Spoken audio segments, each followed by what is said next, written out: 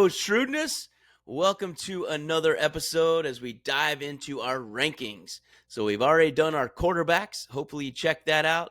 We did running backs, just released that. So we're going to skip past the wideouts because that one's going to take a little while. And you're probably like, God, these guys talk a lot. But we're going to do the tight end list tonight. Hopefully it's a little shorter for you. So I got Prue and Chiz with me. I'm Dex. And we are going to jump straight into the tight end. So hopefully you guys are getting excited. We know there's going to be some drafts coming up in the next couple of weeks. Most people are going to be 2 weeks from now after the second and third preseason games.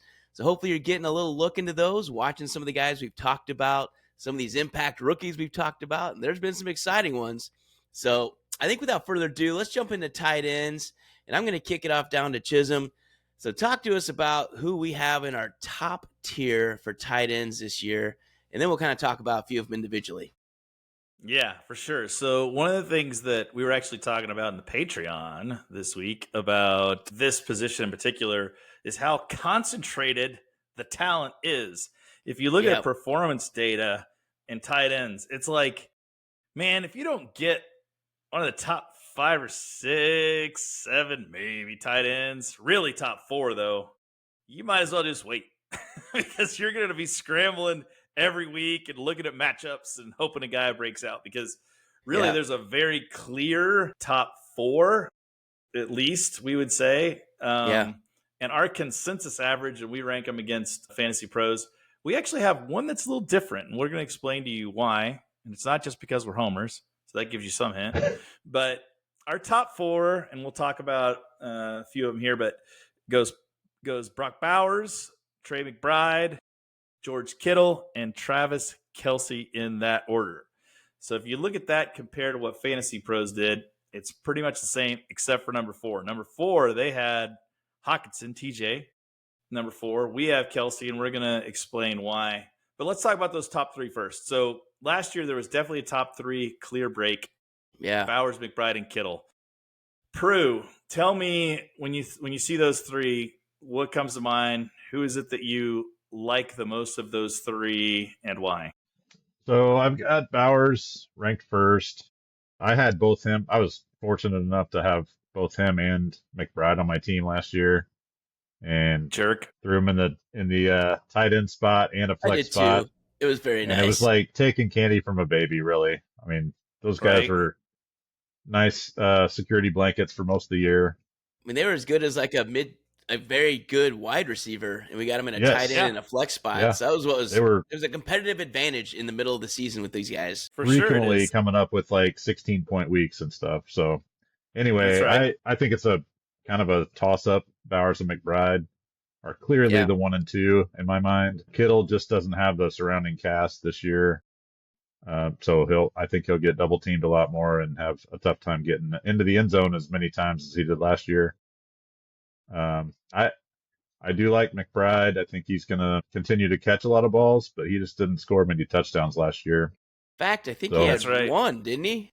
I think it was like the last week or two he finally got one. Which was kind of crazy that he had that many. So 1, 2, 3, 4, 5, 6, 7, 8, 9 top 5 finishes for McBride. And he had 1 touchdown. God, I want to double check that. Double check that, Chisholm, while I'm looking at that.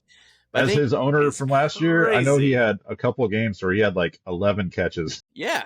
Crazy stuff like that. Like 11 for 100. And it's just so many points. And we talk about high floors for our guillotine. Like we bias that. Like we're going to give more credit to people who are part of the offense moving the chains all the time. We're not necessarily looking at touchdowns. We're not necessarily looking at the highest points. Because I think last year, let me correct you all. Only twice. He had 2 touchdowns last year. Thank you very much. All right. He was tied for 116th in the league with 2 touchdowns. And when did he score those 2 touchdowns? Yeah, I think it's 16 and 17 or something. You're absolutely right. It's the last 2 weeks of the season. That's what I was thinking. So he had one on the week 6. We had week 17 and 1 week 18. Yeah, and week 18 doesn't matter for guillotine or really in fantasy because no one's playing the last week. It was the week after I went out. Yeah, that's when he decided to fall in. Surely he's due for one touchdown during my guillotine season. He gets a touchdown. Yeah, so I want to talk about Trey McBride. he's not talked about as much. Like, you're going to hear more about Kittle, Kelce, and Bowers. And then McBride's there, but he arguably could be the one. And if he especially falls in the end zone a couple times this year, he could just dominate because they don't have as many target problems with him. So he's the one that moves the chain. And yeah, Harrison's there. I got it. But when you look at their other wideouts, it's Wilson and Dortch. When I don't want to demean those guys, but they're just not as, I don't know. They're not going to demand. That's exactly. They're not going to demand the receptions and the looks. And he's so hard to cover. They always knew it was going to Trey McBride, and he still got open and got those balls. He's like in his prime, Travis Kelce. It doesn't matter. You know what's coming. Same with Mark Andrews in his prime. You can't cover it. And Gronk, again, they're in that caliber right now. So that's who we're talking about. That's exactly right, Dex. So that's actually why I had him one. I know I was the only one of us that had him one. The reason I had him one was because he had so many top finishes last year with no touchdowns. So I was like, surely he's going to get a few more touchdowns. And, he's generating all of these points without touchdowns. Now, don't get me wrong. Brock Bowers is a beast. He's awesome. If you can get Brock Bowers, you're not going to go wrong. He's not going to have a bad year. But no. I looked at McBride and I was like, same thing. Like, he doesn't have that much supporting cast around him, and he did that. They didn't go out and get anybody to throw off the chemistry. Nope. With Bowers, the cast has changed some. Yeah. And so I think he's gotten better, though. New quarterback. Better? But, yeah. He got a new quarterback, so, if he's smart, he'll find Bowers pretty quick, but, that's got to work. And then they also have a running back that they're going to want to feed a lot. Yes. So that's the only reason I bumped him to number 2. But either one of those guys, I think, are clear 1 and 2. Yeah. Why do we have Kittle 3? Because if you look at Kittle, when he's in the game, he is fierce. He is like a top 5 machine when he's in the game. Well, if we look at last year, for example, so George Kittle, he had 79 catches, 1,100 yards. So he was second only to Bowers for tight end receiving yard. That's a wide receiver stat line. 79, 1,140 yards, 10 touchdowns. So that's what separated him. He had the most time for a tight end, 112 catches for Brock Bowers last year, 1,194 yards. Trey McBride, one behind with 111. And then it drops down to 97 with Kelce, who everyone said had a terrible year. And that's why, again, we have him at 4th. We'll talk about that a little bit.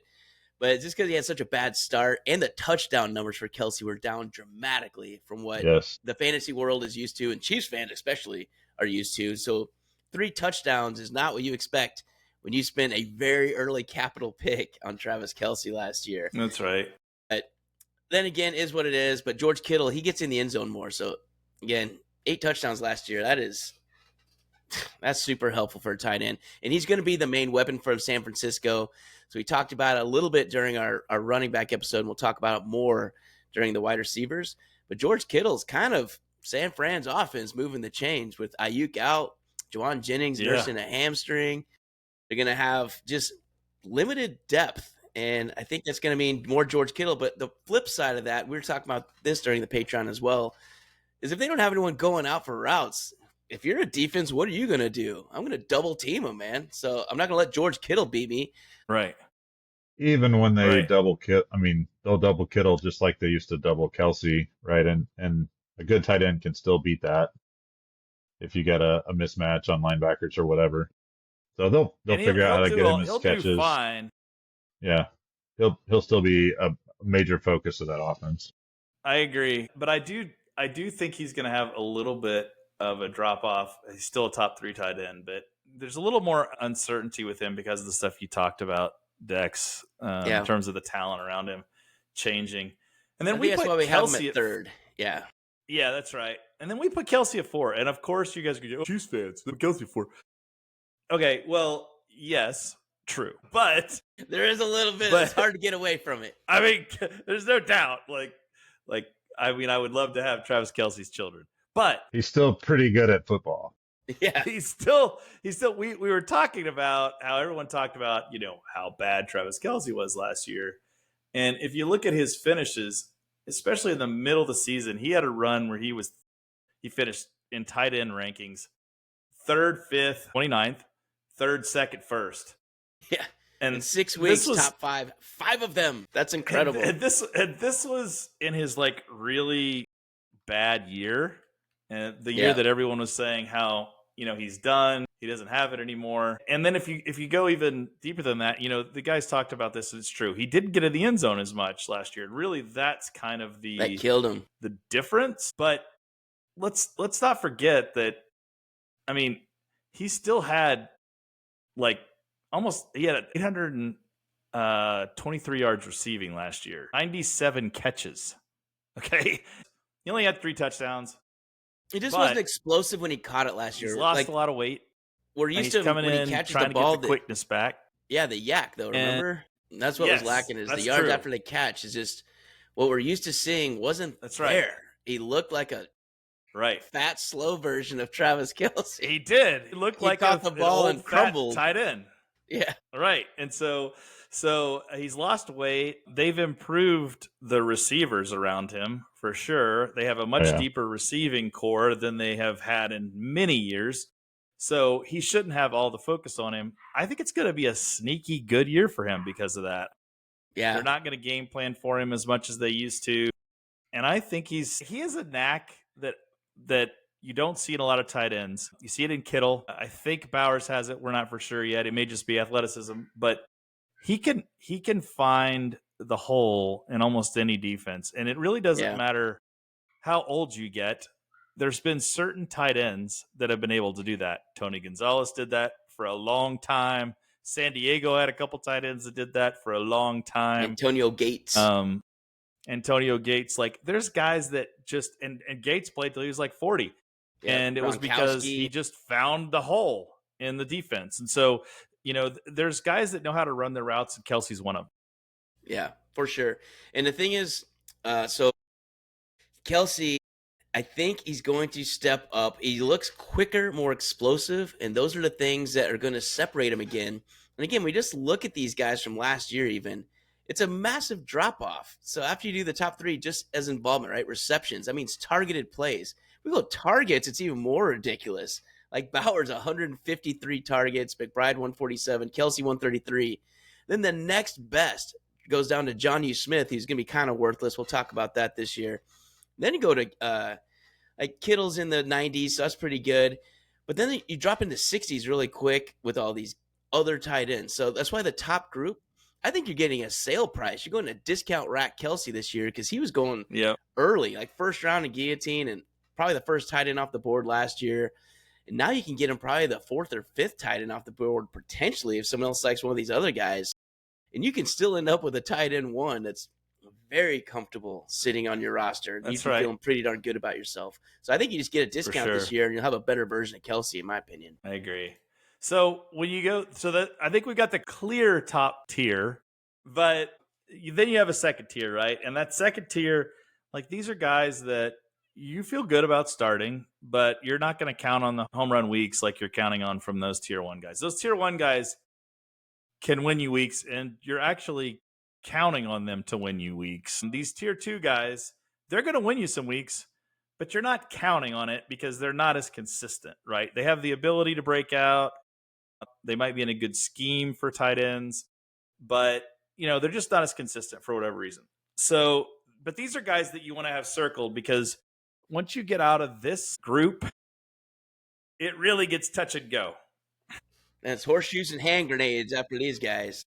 The spread, we were looking at the finishes each week, the ranks from last year, and the spread among tight ends is just so random. Like there's guys totally.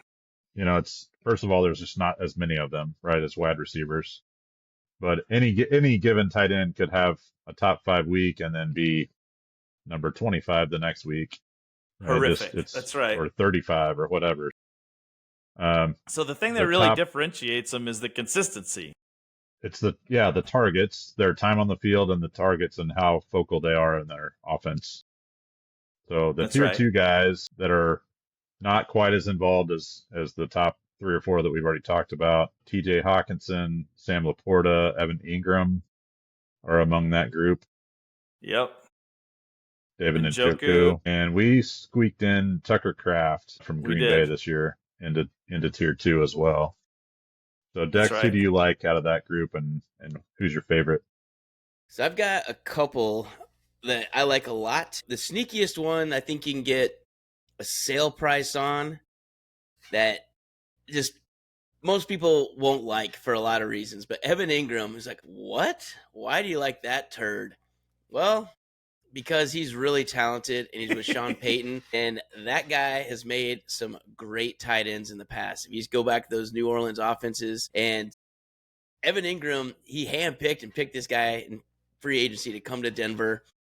That scheme uses them. So they didn't have a great one last year, but Evan Ingram is pretty much a wideout. If you remember, he was an early round pick out of Ole Miss and went to the Giants, and he was pretty darn good with the Giants.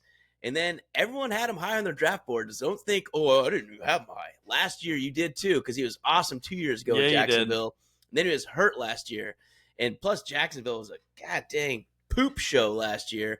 So nothing went well at Jacksonville. That's why they drafted so freaking early and why they have Travis Hunter now. So Evan Ingram, I think, is going to be awesome. He's in a new change of scenery. The great coach, great system, great offense, great line, a good quarterback, wideouts. I think he's set up for success. I think he's going to get a lot of targets. I think he's going to move the chains for Denver. I think he gets a lot of looks in the end zone. I just think he could be a sneaky good one in that tier. A lot of people have him lower. And I got it, and I get it. It sounds good. But for me, in that second tier, I like Evan Ingram a lot. And the one I don't like as much, so that's my positive tier 2. My negative tier 2 is Sam LaPorta. You're like, what? He's so good. I don't know. Is he? I think he's not bad. Right. I'm just not sold on him. So if we look at him last year, he had 83 targets. Now, again, compared to our top guys, Kelce 133, McBride 147, right. Bowers 153.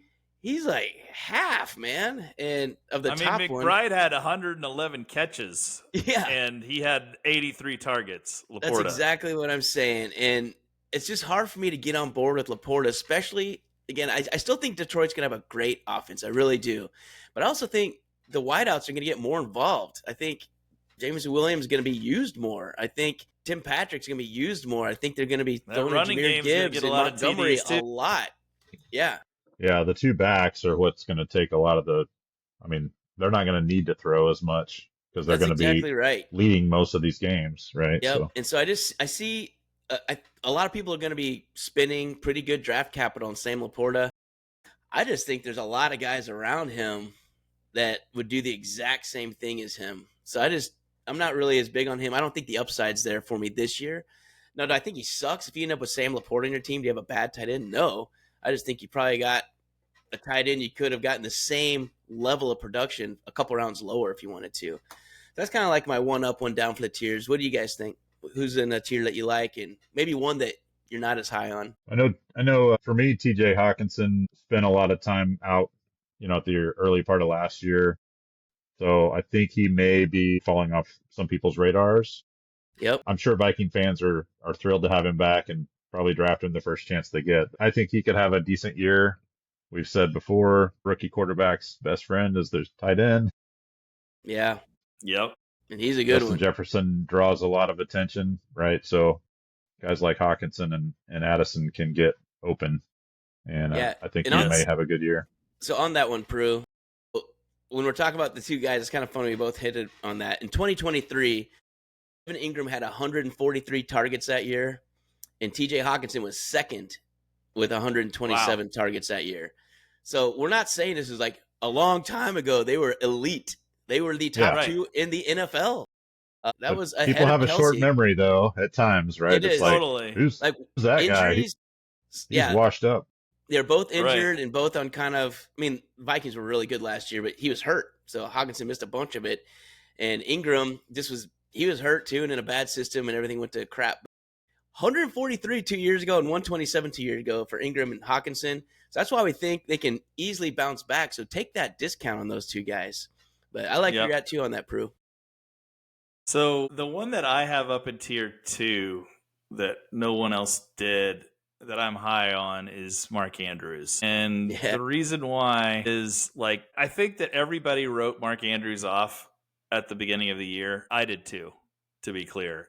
I was like, this guy's done. He is there's nothing left in the tank. He looked slow. He was dropping balls right and left. I mean, he looked like a shadow of himself.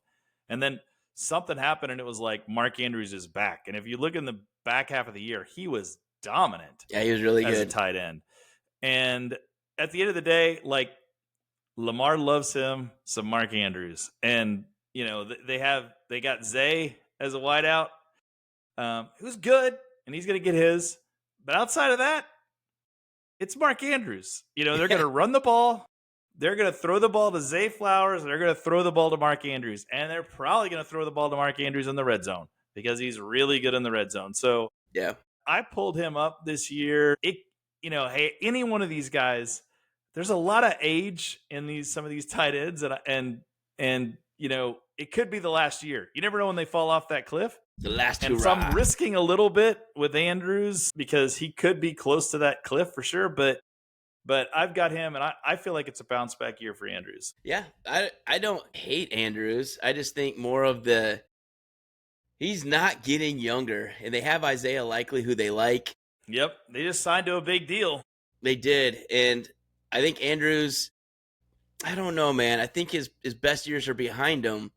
Now, is he fine for tier 2? I think so, yeah. I think I'd have him probably, I don't even know. I stuck him in tier 3 for myself just because it's confidence level. I don't have the confidence this year that Mark Andrews is going to be what we expect. And again, I think there's a lot of guys that can do what Mark Andrews is going to do. As a group, we have him ranked like at the top of tier 3. Yeah, to be average it. Fair, like we're you know, near the top of tier 3, and Chiz had him in tier 2, so he averages out still to a top 10 tight end. But he could definitely be a bust for me in my rankings because I honestly, like, when I started looking at his metrics, I almost put him at 5. I almost put him at number 5. Wow. I ended up with him number 6. The reason why, too, you know, I mentioned this, but that consistency piece, if you look at his last 6 games last year, top 10. He was a top tight end in every one of those games. So, you know, he seemed to kind of have found the mojo, but you guys are not telling lies. He's an old dude, and I mean, he's not old by NFL standards, he's an old dude. So interesting, but you know, he's definitely one that's more of a risk. I will acknowledge that for sure. So Dex, talk to us about a couple of the rookies that are high on our list. I know you got a couple that you had targeted pretty high. So there's 3 rookies. We talked about them in our Impact Rookies segments on each of these divisions. I like Colson Loveland for the Bears. Ben Johnson made this his first pick as the head coach for the Chicago Bears, is taking a tight end out of Michigan. It's a big deal. It's a huge deal. And Loveland, you're like, oh, I got Cole Kmet. I know, I got that. I'm considering that too. And I still have him, what do I have? 7th overall. So I think Colson Loveland, he is good. Just go watch some highlights. And then I think we talked about the stats. That might have been the Patreon. But for Michigan's offense, his target ratio when he ran a route was 40% or something outrageous. It was crazy. Ridiculously high. When he goes out, he's got good hands, good routes. Colson Loveland is phenomenal. I didn't know he was so good. I really like Tyler Warren coming out, and that's who I thought the top tight end off the board would be in this draft. And I still like him too. But Colson Loveland, in that situation, in that system, with that coach who uses tight ends like he uses them, I don't know how he's not going to get a ton of targets unless he just gets hurt or trips on himself. But so far, so good. If you've been watching any of the camp previews and his tape, and I know it's just practice, right? But when you look at him, he looks good. He looks the part. Yeah. So that's one of them. Yeah, and you believed in him so much. You had him, yeah, like you said, you had him in tier 2 this year. Yeah. So, you know, that is a big endorsement. And then the other one you're going to talk about, I think, is Warren, right? Yeah, Tyler Warren. And Tyler Warren is someone that the Colts are going to use a lot. So they've got fantasy weapons, right? They may not have a quarterback, but they do have fantasy weapons. And a couple of these, they're the names you've heard. It's Michael Pittman Jr., Josh Downs, who's actually really good, Alec Pierce. Then they had their first-round pick, Adonai Mitchell. But then you look at the tight end, he's already tight end 1 on the depth chart. And Richardson hurt his pinky, but he should be fine. And Daniel Jones, he'll throw to him too. But Tyler Warren, he looked pretty darn good in very limited action in his first game. And it's exactly what we talked about. So in this impact preview, we talked about he ran the ball, he threw the ball, he caught a ton for Penn State. He was kind of a one-man wrecking crew over there for multiple games last year in the Big Ten. Tyler Warren knows what he's doing, and they know what they're doing and using him. So I think Tyler Warren is a very high upside. Again, I got him at the very top of tier 3 for myself, so like 11th overall. Yeah. Which is still, if you're in a 12-person league, that's tight end 1, right? And he averages out for all of us. We all kind of had similar, you had Loveland higher than Prue, and I did, but all of us had Warren about the same spot at the top of tier 3. Yeah. So I think he's going to be a high upside. He's got a lot of upside. High upside tier 3 that's going to be targeted in the end zone regularly. So I think that's one to definitely keep an eye on, and I'm not too worried about, especially for Guillotine. I think he's a really solid pick. One key thing I think for tight ends that our listeners should think about is the touchdown factor, right? Guys that get targeted in the red zone. Yeah, very good. I mean, tight ends generally, aside from those top 3, tight ends are not going to outscore your wide receivers on most weeks. The only way they do that is if they get targeted in the red zone and score a touchdown that week. So that's one thing I like to consider. I need to do a little more research there. I'm not there yet, but I know for tight ends, touchdowns matter a lot. And that's why we think Travis Kelce got kind of discounted because of the 3 touchdowns last year. Absolutely. Right. If he regresses to the mean, he's going to have more like 6 or 7, maybe more. And then he's going to be in a lot more conversations this year. So when you get into that third tier, which is kind of where we are now, right? You get down into that third tier and you get guys that are, we talked about Warren being at the top of that third tier. We averaged Andrews at the top of that third tier. A guy that I like that kind of is more hit or miss and most people don't like, and that's okay. I'm feeling good about Turd Ferguson this year. So for our listeners, Jake Ferguson, Dallas Cowboys, Jake Ferguson, affectionately referred to as Turd by the Shrewdness. Turd Ferguson, I feel like having Dak back and healthy is going to help him a lot. Everybody. I think he's a very popular red zone target for them. I think he's going to, because they've got more depth at wide receiver this year. I feel like they're going to have less pressure on him. So I think he's going to be open more in the underneath. So I had him at the top of my tier 3, which number 10 overall. But we did all have him average to that third tier somewhere. But he's one that I wanted to touch on because I feel like he's got a lot of upside. The other guy I wanted to talk about is Zach Ertz. And again, I'm trending towards old tight ends. I realize that. Maybe it's because I myself am old. But, I know Ertz is not a young spring chicken. I know he's not going to have a breakout year. The years of Ertz scoring all the touchdowns are behind him. However, he is steady. He is on a team that has a lot of ambiguity right now. So Scary Terry is saying he wants to be traded. We're not sure if he's going to be ready to start the season. We'll talk about him in the wide receiver segment that we do. Regardless, he's not there right now. And if I am the Redskins, I know that Zach Ertz is reliable. And I'm going to want to establish a security blanket for Jaden Daniels. And Zach Ertz is about as secure of a security blanket as you could get. So I like his upside, particularly early. Don't on that stretch note, for Zach Ertz. But on that stretch, he had I like it. 9 finishes in the top 11 last year for Zach Ertz. So when we're saying this, wow, that's consistent. He had absolutely one top 5 finish the last week of Guillotine season in championship week. So that would have been helpful if you're still in and that was who you're starting and not any of Brock Bowers, McBride, or Kittle somehow. Right. If you had him, he delivered, but that's pretty good though. So he is really consistent. Is. And again, if you take away Scary Terry, who do you think's getting those catches, man? So I kind of agree with you. I think Zach Ertz could be kind of a nice one late. You can spend $1 on in auctions in your leagues, and for Guillotine, you can probably take them late. Yeah. And have a very solid tight end. Is going to be involved in the offense. Jaden Daniels is not going to forget his tight end. That's not going to happen. So I think that'll be pretty good. And he's a veteran, so he knows how to get open. He knows how to adapt to game situations. He's not the risk that you have with some rookies. You're like, hey, I think they're going to be good, but you don't know how they're going to really react to the NFL. You kind of know what you're getting with Ertz.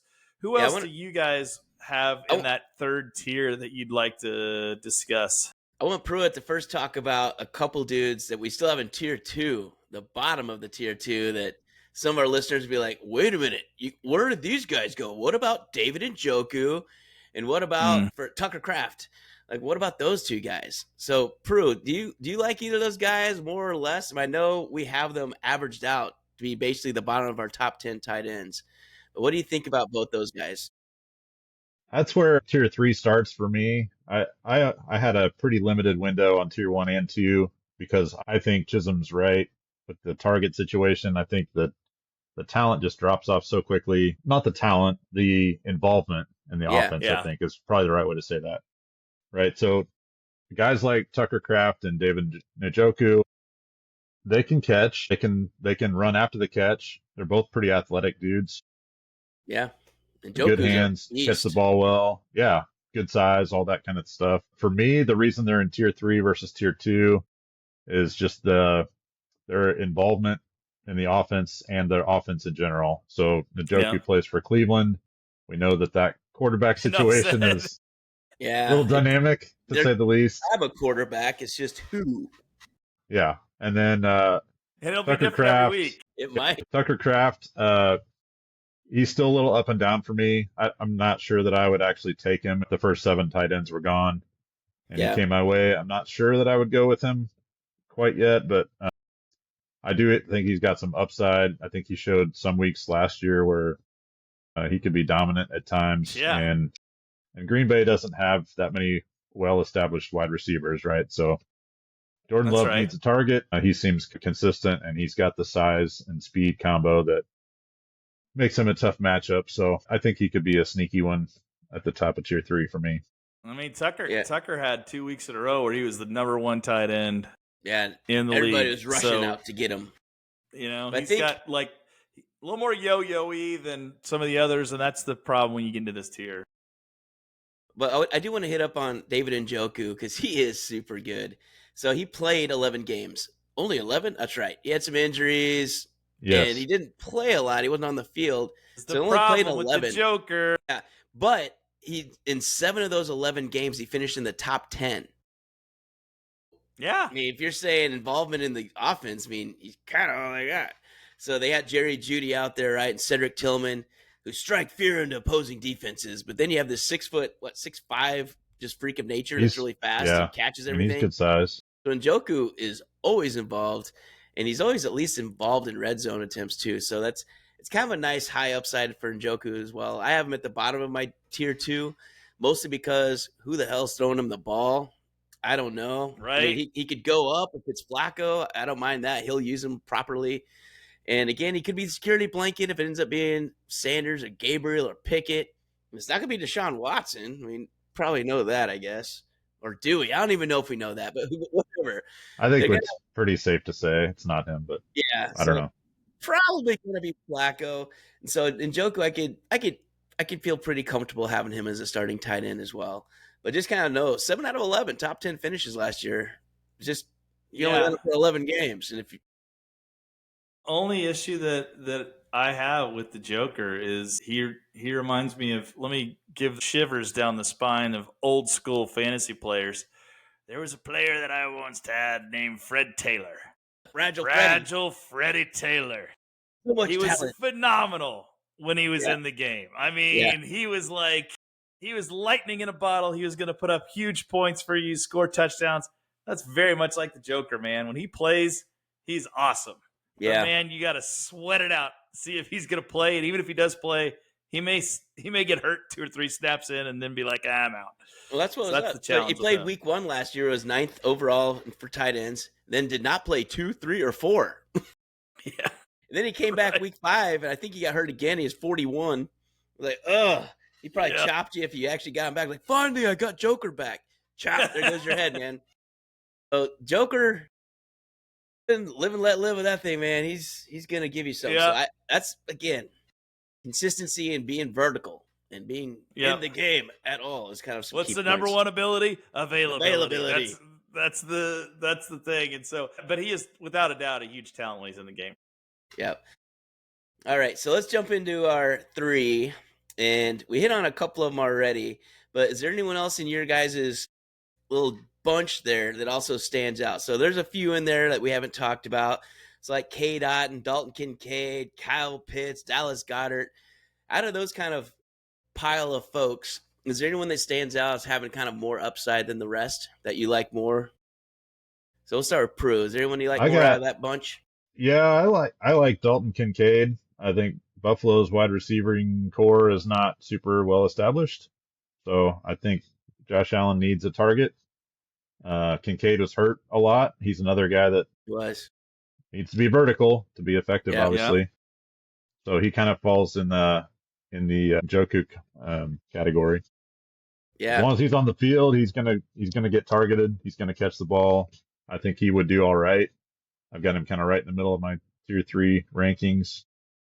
And then one that I'm not totally sold on, but Hunter Henry is one that I think could be good this year. Yep. Drake May made tremendous strides last year. He's got a little better supporting cast this year. And he does. I bumped up Hunter Henry pretty high on my tight end rankings. I think he's going to have a good year with Drake May and the Patriots. And he plays. And he's fairly consistent. He doesn't have if you look at his weekly rankings, he really doesn't have massive horrible weeks, No. He doesn't have great weeks, but he also doesn't have horrible weeks. So he'll never kill you. Consistent. He just may not get you to the other side by himself. So, that's right. Yeah, it's not too bad. The one that I love to hate him. I know where you're going. Sitting at the very bottom of it. But out of principle, I refuse to put him in my tier 3. Out of principle, I made him the top of my tier 4. Yeah, I went back and forth. I kept him in the bottom of 3 because, gosh darn it, he has talent. Kyle Pitts, that son of a gun, gets you chopped more times than not. Because right when you start believing in him, there he goes, man. Here comes maddening. Here comes a 1 for 7 or a nothing. No receptions, period game. But Kyle Pitts, guy, he looks like a chiseled specimen. He's so fast and so good. If they just use him how you think he should be used. I don't know, that rookie year when he had 1,000 yards. And then he's never been that since. And that hurts. But I don't know. Last year, I think he had 4 top 10 finishes overall. He was never horrible. So he's normally in the teens. He can be really good. Yeah, and he had 2 top 5 finishes. But Kyle Pitts, he's one of those, man, he needs to be your backup or a flex. Don't make him one of your top 18. He's not a tight end one. For Guillotine, do not put him as that. If you want to put him as your flex, because, you're getting pretty deep on flexes, sure. This is the guy that will absolutely drive you to drink during football season. Because I promise you, I guarantee if you draft Kyle Pitts, the week you don't start him, he will go off. That's it. Every week you start him, he will absolutely crap the bed. He is that guy. And it is there's always a few of these guys at every position, and Kyle Pitts is maddening. I have had him before, and he will do it every time. You can't guess it. You will not be able to guess it. You will be wrong, and you will be angry all season long. Time in the stock market. You can't time Pitts or the stock market, man. Just let it ride or just don't even mess with them. Right. You either got to play him every week or don't bother. That's right. Because you're going to miss this week. You're going to miss this week when he goes off. So 2 quick things on Kyle Pitts. Our good friend Dr. Lou had a premonition that Kyle Pitts, this is his year. So what? Did he? He texted me the other day and he was like, I see it. I just know it. This is the year for Kyle Pitts. Right? He's going to be so good this year. I know. In my notes, I have next to him, fool me twice. And I'm like, it's not going to be me, man. He may well have his best year ever, but good for somebody that is ballsy enough to draft him, right? That's it. And at some point, he'll get to there's enough value to take him there. Right. But someone else is going to like him more than me this year. That's fine. Because last year, I was the guy that liked him more than other people. You were. Yeah. You were. God, that was so and terrible. Last year was not the year to take him. No, but then... And you had good rationale, Dex. He had the rationale. He was like, hey, they got Kirk Cousins. Kirk Cousins likes to use the tight end. It all made sense. But you cannot use logic and reason when talking about Kyle Pitts. I know. In week one with Kirk Cousins, he was 4th overall. Right. Tight end 4. I was like, yes, right. Told you. And then Smith leave Atlanta. I don't think he's the offensive coordinator anymore. Yeah, that's right. Maybe that'll help. Who knows? We'll see. It can't hurt. He must have just not liked him. All right, there's 2 other dudes. So Dallas Goedert and Cade Otton. So those guys are going to be on people's draft boards. It's going to be pretty high up on their draft boards. Do you like those guys in their situations? Let's start with Dallas Goedert. What do we think about Dallas Goedert in Philly this year? Is he one you're going to trust? I had him ranked a little bit higher. Everybody's shaking their heads. I love it. I think I don't know. I have him a little bit higher than Cade Otton because I think Cade Otton's going to get drowned out with all the other talent in Tampa Bay. Yeah. Goddard still has to compete with A.J. Brown and Saquon Barkley. Smith. So I think Goddard may get a little less than he normally would, but I think he'll still get, some target share. Cade Otton, I think, is going to get lost with all the talent in Tampa Bay. So I think they're both still tier 3, but not high on my tier 3 list. I am the same. I have Goddard significantly ahead of Ott in my tier 3. One, because I clearly have an affinity for old tight ends, which I didn't realize until we started talking about this. But is Ben Coates still available? But 2, is there any way Gonzalez can suit up? Because I would draft him. But here's the thing about Goddard. He's a crapshoot because he's hurt a lot now. He's get to the stage of his career where he's missing a lot of games. But when he plays, I want to point out his finishes last year. He was only outside the top 20 one time when he played. Yeah. So he's he had 12, 16, 1, 6, 45, 9, 12, 15, 9. He's a very consistent guy whenever he's in the game. And the reason why, again, he's smart, he's experienced, he gets open, he's a nice security blanket. He's a good red zone target. So I feel like he's got more upside than Otton. Pruitt, I agree with you. There's a lot more weapons down there that are a little scary to me, and they just don't seem to throw to Otton as much. So I like him, but you got to know the injury risk with him. I think so too. So Dex, when we go into the 4th tier, okay, guys, we are now heading into this is bad, right? This is where you are like winging a prayer. Oh my gosh, So all of these guys are high risk. So we're just going to say that up front. But of the guys that are extremely high risk, who do you guys think you'd be willing to place a $5 chip on the roulette wheel with one of these guys? So Dex, I'll start with you. Of the rest, who's the best of the rest? All right, if I'm throwing a $5 chip on, and he's probably going to be riding my bench at first, I love Mason Taylor. Tight end 1 for the New York Jets. I love him. He just has a high ankle sprain right now, which I don't love. You never want to draft injuries, but if in 2 weeks that dude's ankle is looking good and he's practicing and going to have no issues for suiting up week 1, absolutely. Mason Taylor, again, he came out of LSU. I like that. He broke all the tight end records down there at LSU. They've been around a minute. He's got talent. He's Jason Taylor, Hall of Famers kid. He's got the genes. He's got the build. He's freaking huge. He's fast. He's quick. He was dominating in Jets camp, absolutely dominating. And then he rolled a stupid ankle. But he's one I was going to put him up in tier 2, but I've got him in tier 4 right now because of that ankle concern. But again, if I'm putting my chip in there, a high flyer, I love him. So Mason Taylor all day, twice on Sunday if he plays. Prue? Without a doubt, it's Jonnu Smith. He's my wild card. He was a sneaky good fantasy asset last year for Miami. Somehow he got traded away to Pittsburgh, and somehow he's second string tight end right now.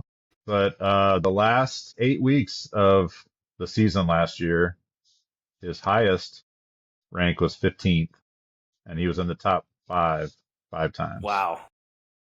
Yeah, so, he had a killer year last year. People forget this guy had an incredible year last year in Miami.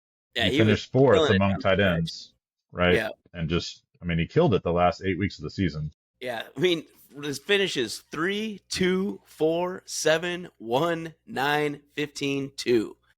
What? That's incredible. They let him go. Number one, weird they let him go. Number two, weird that Pittsburgh picked him up and put him in second string. Yeah, there might be a lot of tight end sets in Pittsburgh's my guess. Yeah. So, I mean, they don't have Pickens anymore. They got DK Metcalf and Austin, which, okay, sounds good. And Van Jefferson, so they could probably do okay with 2 tight ends. That's what I think. I think there's going to be a lot of 2 tight end sets. I agree. But the problem with that is, right, is like which tight end gets fed then. That's it. The thing is, Freiermuth, so we're not going to not talk about him. Yeah. Like, he was in the top 15 all the time. I mean, 12, 15, 2, 14 for the first 4 weeks. So all of September, top 15. And then he had a stretch, 8, 33, 15, 6, 5, 8. That's pretty darn good. Then he finished top tight end in the league the last week of the season. So Pat Freiermuth isn't going anywhere, right? And so I think it puts Johnny Smith in a bad situation where you have 2 good tight ends. They're going to split the difference because they're both going to be open. But you're still – it's not like you're not going to throw to DK Metcalf and Jalen Warren out of the backfield. So I don't know. I just think he takes a humongous hit. I like where you're at, Brew. And if they end up making him the tight end that is in the end zone that you're looking for, which they should because he's gargantuan, I mean, maybe that's where his value comes in because, again, the high floor.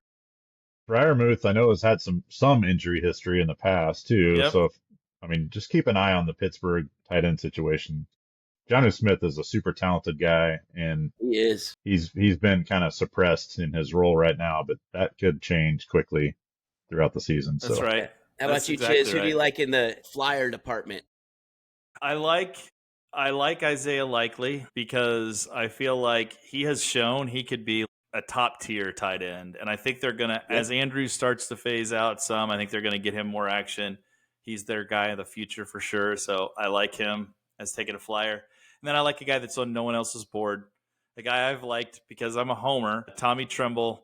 Tommy Tremble out of Notre Dame. He was a beast in Notre Dame. I was so excited to see him go play, and he went to the Panthers, which was like the worst possible place he could have gone. They basically used him as a blocking tight end, which he's a very good blocker. That's one of the things I really like about him. He can be in all the sets because he's a good blocker. I think this year with the progression you're going to see out of that offense, and I am kind of high, believe it or not, on the Panthers offense going into the year, especially for Bryce Young's progression. I think he's going to be, as the tight end 1, I think he's going to be a really good weapon, and I think he's going to surprise some people. So I'm going to put a bet on him. All right. Nice. I like it. So I don't think there's really anyone else worth talking about. I think a fun one to look at, again, if Njoku is inevitably hurt, which he will be at some point. Like, if he plays half the season, that's pretty good. But the guy they drafted is Harold Fannin Jr., and that dude is a freak athlete. And he was on the field the other day for the game, but again, didn't get too many sets and series, which makes sense because he's pretty raw. I mean, he didn't play a lot of college ball. He's a young dude who's got a ton of upside. Again, he had one of the best FBS seasons in the history of college football last year. Might as well take a look at him because if anything happens to Njoku, he's next up, and I think he could be pretty fun to watch. So, again, that's maybe a quarter on the 1 in 1,000 slot to see what happens there. But playing some nickel slots, Harold Fannin Jr., man, take a look at him too. The other hack we'll throw out for people, and this is, again, if the poop is deep and you're needing to pull, you think you're like, I'm going to be out if I don't get some points. There's this fantasy hack in Taysom Hill. And Taysom Hill is a quarterback who is listed as a tight end. And if he's listed as a tight end in your league, they have a bunch of sets that they occasionally pull out where Taysom Hill gets the ball and he runs it, he throws it, he catches it, whatever. It's always some trick play for Taysom Hill. And when he gets in and he gets the ball, he's got a good chance to score a touchdown. So he's going to get some points, but he's going to get zeros for you too. So he is a swing for the fences plays. You know, he is swing for the fences. Like, I think I'm in real trouble and I've got to have some big points this week. Yeah. He's a hack. That's it. Man, we should talk about one more. Just one more. Last one. Just one more. Just because he came out of retirement, you should love this guy. That's right. Darren Waller. And he's on a lot of boards, being in like a top 12 to 15 ranked tight end. I'm not touching this fat kid. Just came off a couch. But you know what? He could be great. But Man, I don't know. I just don't. The confidence level. It's the confidence level, right? I don't have it. And he's even when he's healthy, he's hurt. He's going to come in with a Q or a D next to his name every single game.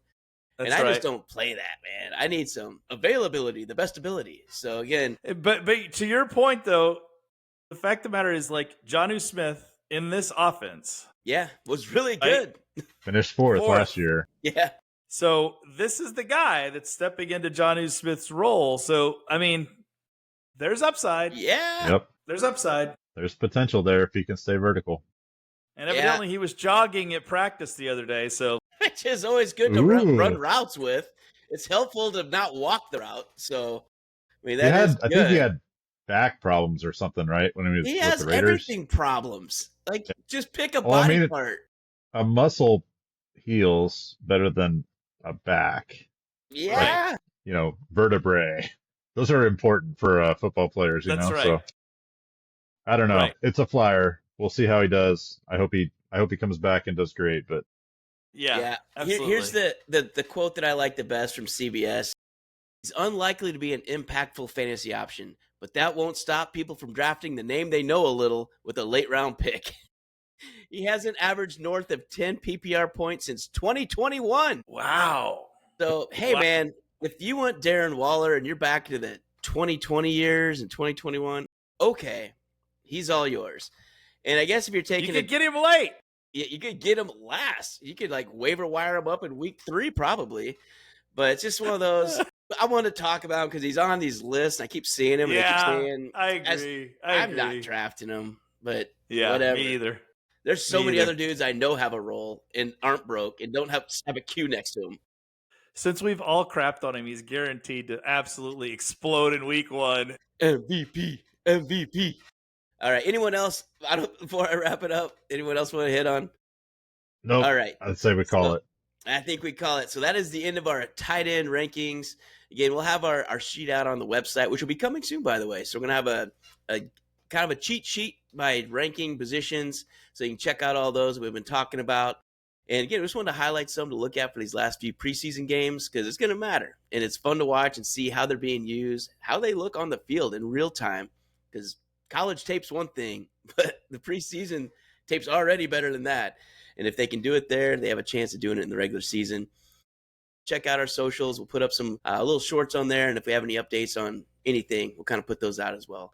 Thank you again for supporting us here at the Shrewdness. We'll be doing the wide receivers probably in a couple days. So you have everything before next week's, probably when the drafts really start hitting, really. So I think that's what we got for this week. Appreciate everything. Until next time, stay shrewd. Stay shrewd.